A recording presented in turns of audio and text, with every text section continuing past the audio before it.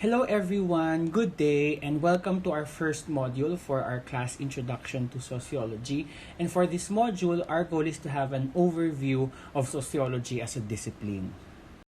So the goal of the videos that I have made is to be able to supplement the knowledge that you have gained from the previous crash course videos that I've asked you to view.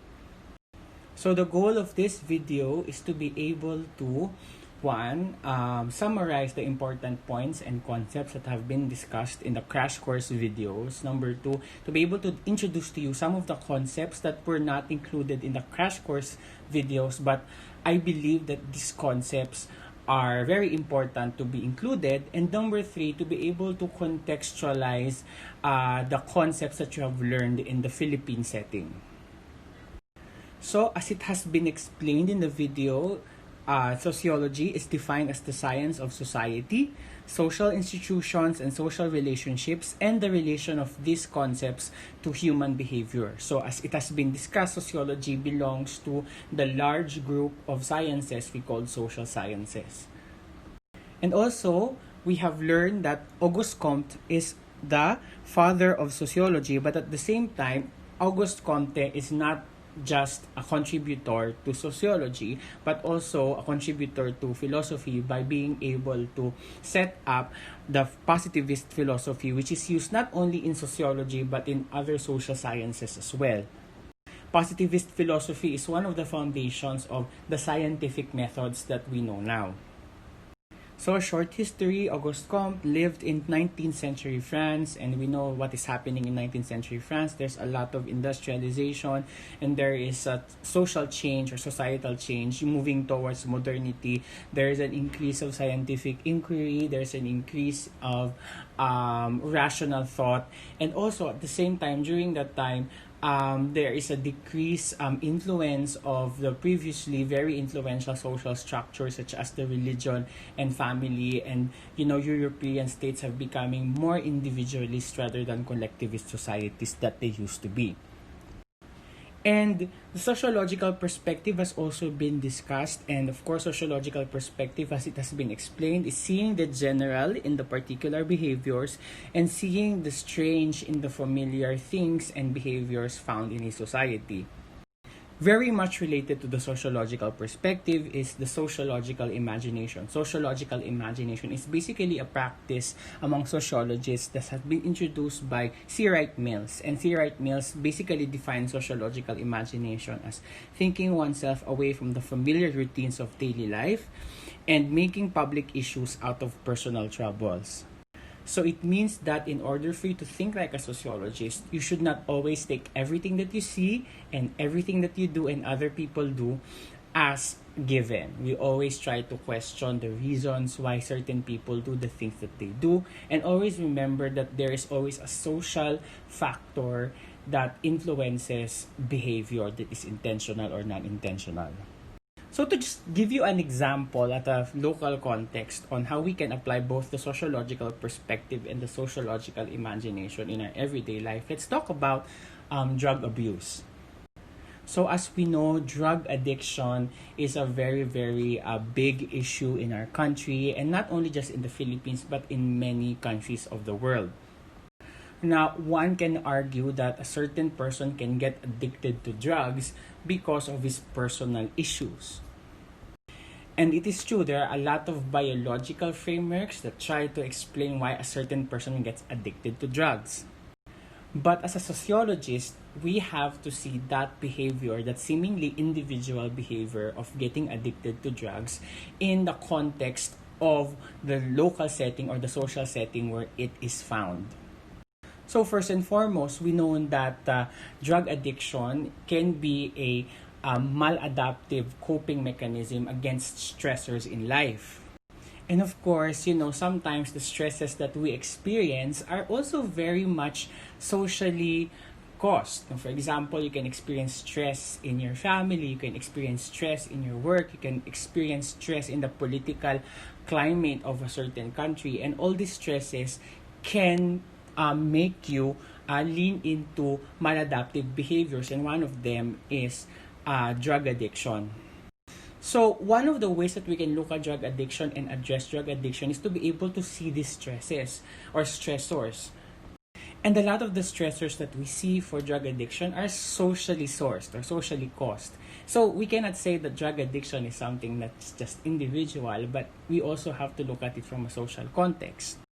Another would be there won't be drug addiction if there's no one selling drug addiction, if there's no underground system in terms of how access to illicit drugs are available. And again, there are many social structures that allow for these underground systems for availability of drugs to be available to a lot of people. And we also know that drug addiction is very much related to poverty because drug addiction, drug peddling, and drug use is related to easy money. And of course, if someone is bound in so much stress and so much helplessness for his impoverished situation, then these people might be or would be easily enticed to get into drug peddling in order for them to gain easy money to at least, alleviate some of the impoverished situations that they have. And you can exchange drug addiction with other behaviors or other social problems that are seemingly individual. And when you really close your eyes and when you think about it, you will be able to see that everything that we do in our lives is not something that we just personally chose to do or something that is biologically innate in us, except of course breathing, and digesting, because these are biological behaviors. But most of our behaviors that are voluntary, unconscious, or subconscious, these are all influenced by social factors. And a sociologist, his goal or her goal is to be able to look at these seemingly personal behaviors and make public issues about it by, trying to tease apart what are the social factors, social structures, and social relationships that have caused these behaviors. I will be including another video, but this is only in the suggested readings, for you to be able to learn more about the social conditions that influence drug addiction. And in relation to the sociological perspective and sociological imagination, sociology also delves into certain themes of studies, and some of these are social position, marginalization, and power and inequality. So as it has been discussed, social position is basically your position in the social map. And this is basically defined by your social categories, your social groups, your roles, and your social status. And we know that people who belong to a certain social category may have a different life outcome or opportunities available compared to those who belong to another social category. For example, if you see this picture here, you see a woman, and we cannot say that all women in the Philippines or around the world would have the same outcome or same opportunities presented. But because this woman is a farmer and she is in a rural setting, definitely her choices are limited or opportunities are limited if you compare her to someone who lives in an urban center, who lives in an upper class neighborhood, and someone who probably lives in the northern hemisphere of the world, wherein there are more developed countries there. So that is the meaning of social position. Your social categories basically can help define your outcomes and opportunities in life.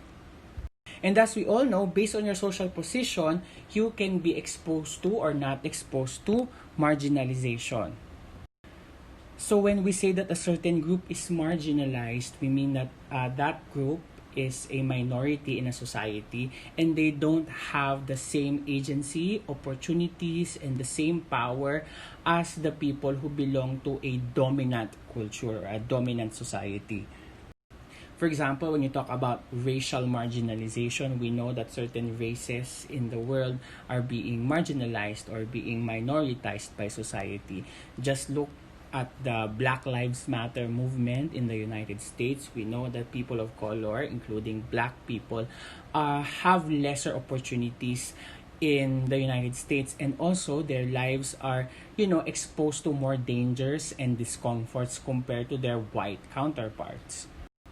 And on the other side of the coin of marginalization is privilege. Ayan.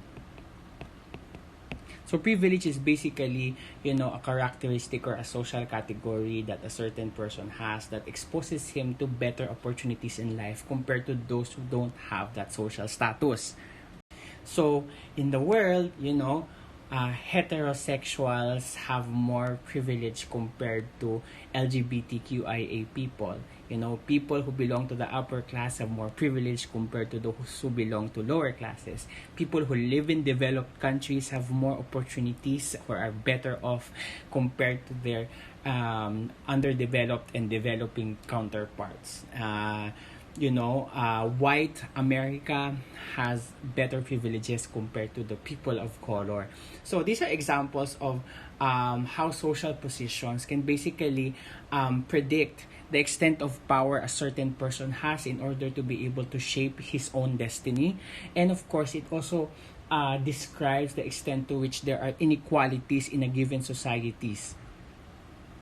So in society, heterosexual individuals have more privilege compared to their LGBTQIA counterparts. People who belong to the upper class section of the society have better opportunities compared to lower class citizens in a certain society. People who live in developed countries have better opportunities and better life outcomes compared to underdeveloped and developing countries. People who have fair complexion have better opportunities compared to those who are people of color. So basically, what we're saying here is that your social position and the marginalization and the privilege that comes with that social position basically dictates, the power that you have in order for you to be able to shape your life, shape your outcomes, and shape your destiny. And also the social positions of people in a certain society defines the extent to which there is inequality in that given society or in that given country. And basically, as sociologists, we believe that the more that the resources and power is unequally distributed in a given society, the more issues that society has. Now, these concepts aren't included in the crash course videos, but this is included in the works of Giddens, who is a very famous sociologist. And according to their work, you can find this in the book, there are basic concepts that sociology tries to understand. First one is social construction. So in here, we ask, how does society construct our reality? So if you're not using sociological perspective, you would think that everything that you see, every behavior that you observe is a normal, it's common, it's something that's, common sense. But when you look closely, most of the dealings and most of the activities and most of the systems that we see in our lives have been socially constructed. So let me give you an example. In the Philippines, it is not uncommon that you find a family wherein both the mother and the father are working. So when you see women becoming economically productive in order to support the family, it's not anymore something that is uncommon. However, many years ago, women going to work, women having employment, women having businesses wasn't a thing. It was something that was shunned upon by society. Traditionally, women were looked at as housewives, as subordinate to their husbands. But now, because of history and because of social relations changing, because of social change, social movements, there is now increased acceptability, specifically in the Philippines, in terms of women getting into the workforce. And actually, minsan nga medyo na judge pa yung mga babae o yung mga nanay kapag sila ay housewife, o why aren't you cooperating in terms of economic gains with your husband in this in this economy wherein it's so difficult to have economic gains. So that's an example of how how our common knowledge can has been socially constructed, and it's not a given. Another important basic concept that we study is that we ask, why is there social order? Why is there social harmony? And how do we maintain that equilibrium in society? So as you can see in this picture, this is a lecture hall, and you already know how to behave when you are inside the lecture hall. You know that you shouldn't eat, you know that you should keep quiet, you know that you should listen to the teacher. And sometimes, even without looking at the rules in the student handbook, you already know that that should be your behavior. And why do we already know that behavior even before, reading all these manuals? Why have we been so accustomed in doing these behaviors when we are put in a certain social situation? So these are some of the things that we study as sociologists, these seemingly mundane things, everyday things, and how these are put together so seamlessly.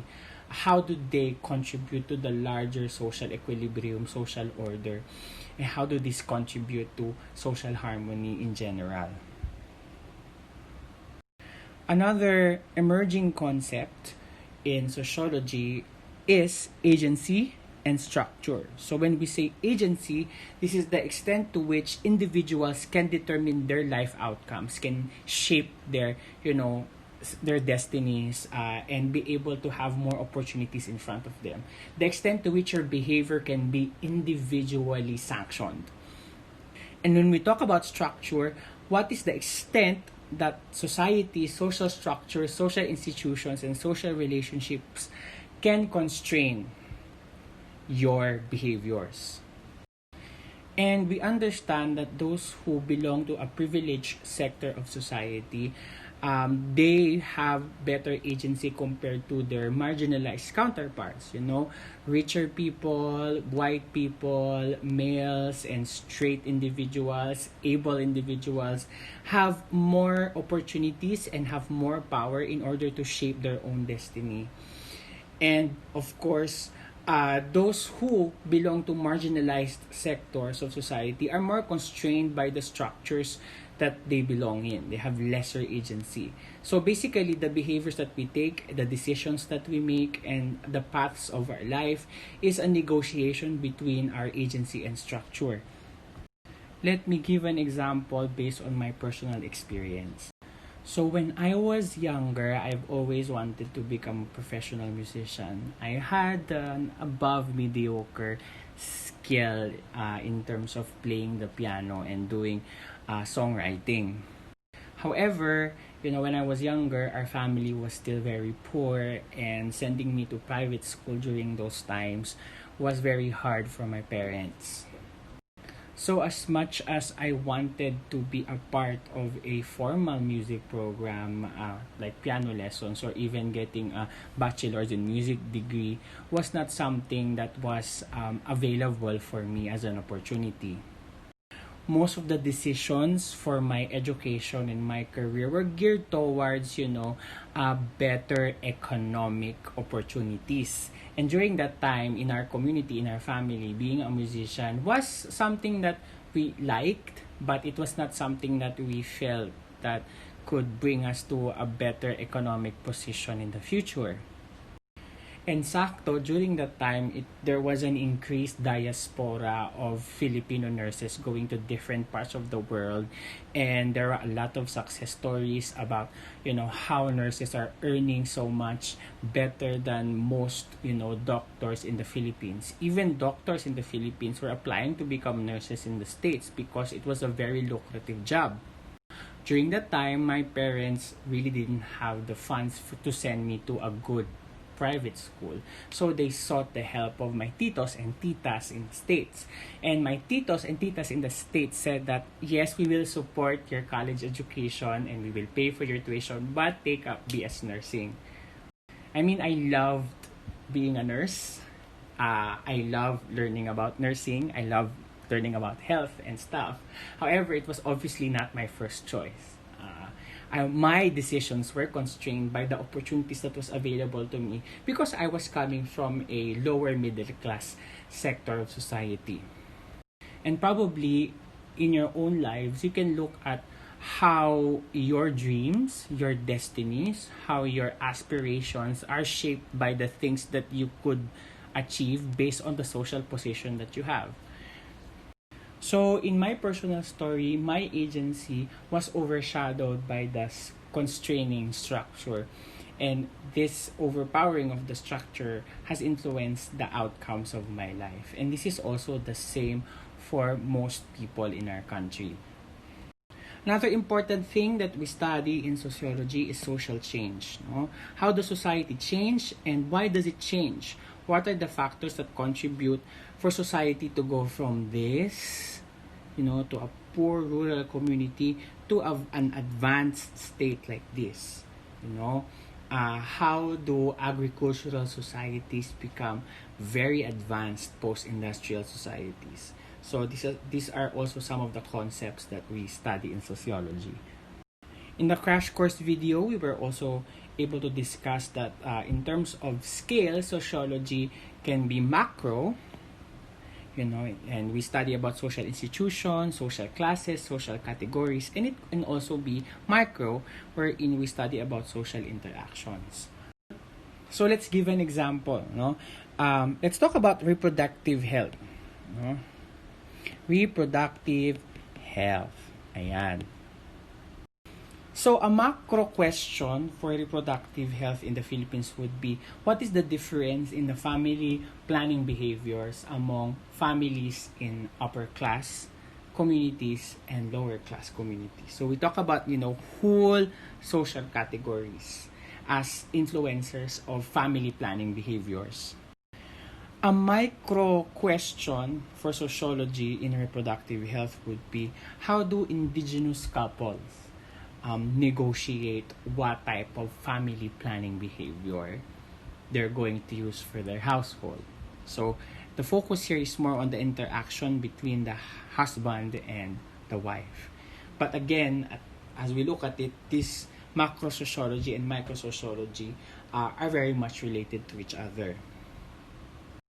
Now, this part has not been covered in crash course, so let me just discuss here. So there are many branches of sociology, and the list that we have here is not even the complete list. But the common branches of sociology are, socioeconomics, so looking at how economic structures influences society. Educational sociology, what are the social structures and social institutions that influence education. Family sociology, the focus is on family. Criminology is actually a branch of sociology, so it studies about, crime, why crime is prevalent, what are the collective behaviors and social structures that influence how crime is distributed in a neighborhood or in a community, etc., etc. We can also study about the sociology of religion. How does religion influence society, and how does society influence religion?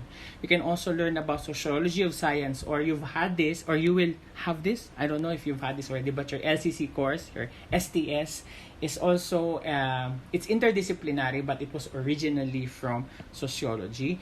An emerging field of sociology that we have now is cyber sociology. This is the sociology of societies and social groups that are emerging from the internet. And we also have industrial sociology, looking into how workplaces, businesses, and industries and organizations are influenced by social structure. Political sociology, looking at how political systems influence society. Environmental sociology, how does society, social relations, social structures influence our environment, and how does the environment influence the way society works. And medical sociology, this is my interest, and basically looks into how health patterns in a population is influenced by social structures and social behaviors, and how do these things influence the practice of medicine or the practice of health professionals all over the world. Now we are going to discuss about the major sociological paradigms, which has also been covered in crash course video. So we discussed about the first one, structural functionalism, and this has been piloted by Emil Durkheim. We'll discuss about this in more detail in future lessons. And then according to this paradigm, that societies are like organisms. They have structures, and each structure has a function in order for the whole organism to have equilibrium. So in short, everything that happens in society has a purpose, has a function. So, what are examples of social structures? We have religion, education, the government, the banks, family, and according to structural functionalism, these parts of society have social functions, to play in a society in order for society to be able to function for its people as well. And then Emil Durkheim further defined functions into manifest functions, which are obvious, intended, and formalized function of a certain structure. And we have latent functions, which are unintended but still contributes to social harmony. And in the crash course video, the example that was given was in education. So I'll give another example also. For example, what is the function of Christianity in the Philippines? So a manifest function of Christianity in the Philippines is to be able to allow people to have transcendence, to experience some sort of spirituality. Examples naman ng latent functions of religion in society is it basically teaches us to have a harmonious relationship with people that we don't know. At the same time, if when we talk about masses, it also socializes us to be always on time so that we can have a good experience in the mass. So those are latent functions. These are not intended functions, like teaching you how to interact with people you don't know personally, or teaches you how to be on time, but these are important functions of religion in our society. So the second sociological paradigm that has been discussed is conflict theory, and it compared to structural functionalist theory, conflict theory sees society as kind of contested place wherein social groups try to fight each other in order to get most of the resources. And of course, the main proponent here is Karl Marx, and according to him, basically, society is built up of social categories. Some people are capitalists or the bourgeoisie, which basically hold the most of production and gets most of the profit in society, and we have the workers or the proletariat, which basically are the ones who do labor and are abused by the bourgeoisie.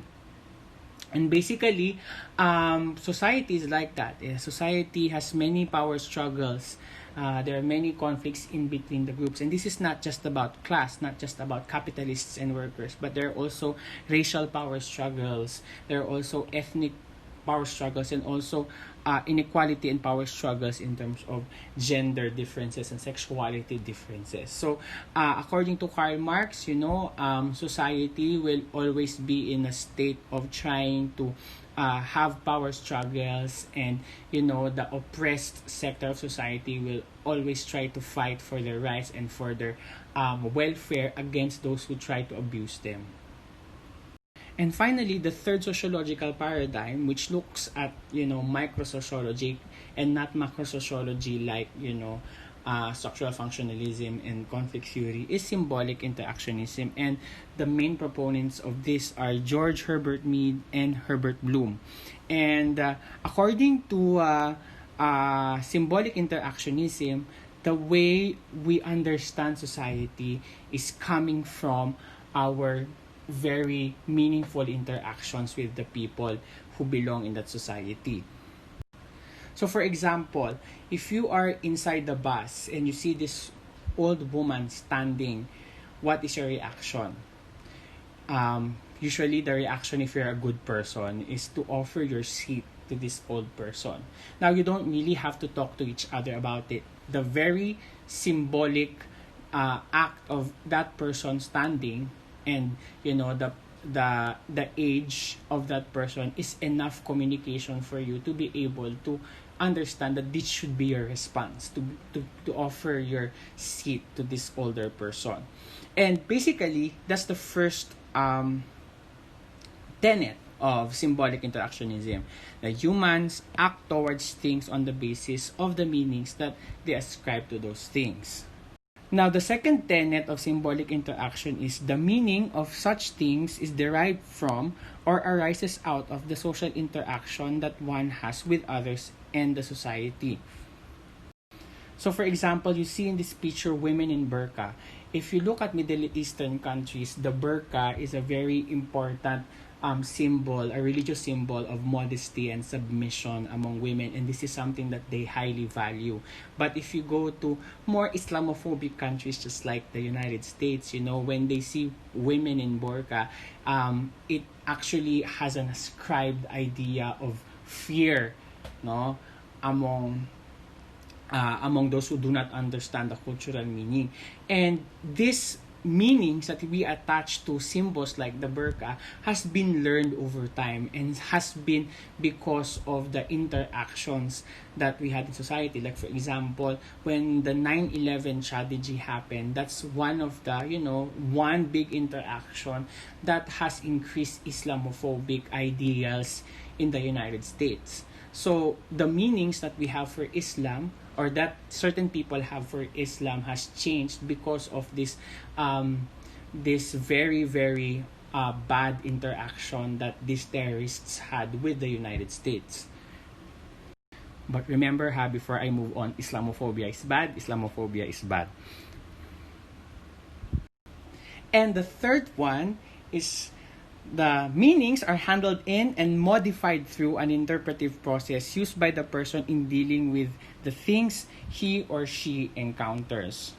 So basically, it means that the meanings that we have for a certain thing or a certain behavior can change over time, and these changes are based on the interactions that people and groups of people have in relation to that thing.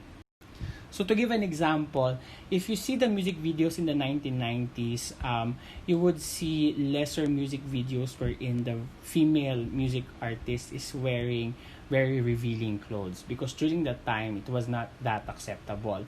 But one of the forerunners, I believe, not a big fan, but one of the forerunners that basically liberated the body of a woman in terms of music and MTVs is Britney Spears, when she came out of the 2000 MTV VMAs, using her see-through clothes where you could see the bikini inside it.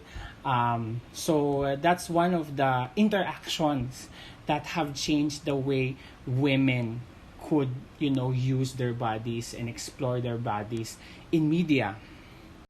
And of course, I'm not just giving it all to Britney Spears. We also had Madonna and other music artists who have introduced liberal thought, in the way women's bodies must be understood. And that's the reason why now, women are comfortably wearing revealing clothes in their music videos, and it has become a normal thing because as we go along in history, it has become more acceptable because of all the interactions that we've had in relation to this pop culture products.